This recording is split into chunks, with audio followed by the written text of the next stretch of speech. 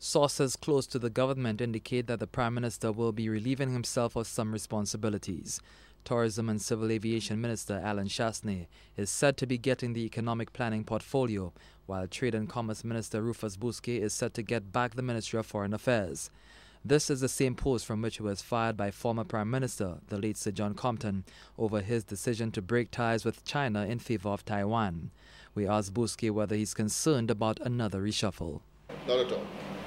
Not at all. Nothing to be concerned about. That's the Prime Minister's job. That's his responsibility. I leave it to the Prime Minister. But I'm not concerned about it at all.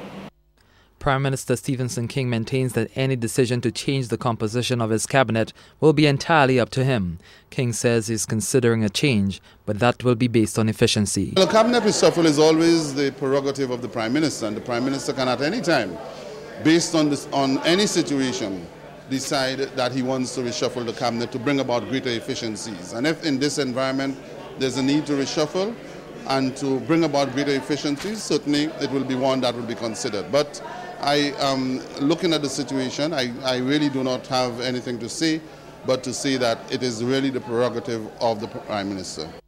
While Bousquet says he will serve wherever, the Trade and Commerce Minister is still keeping his options open. I'll go wherever the Prime Minister sends me, and if I'm not happy about it, I know what to do. I only have one option, not too many, and I think it's an option that everybody in politics has anywhere in the world. There are reports that a group of businessmen met with the Prime Minister recently to voice their displeasure with some of his ministers. The prominent entrepreneurs called for King to control his cabinet, especially two ministers who they claim has the Prime Minister's puppet strings. Clinton Reynolds, HTS News, Channel 4.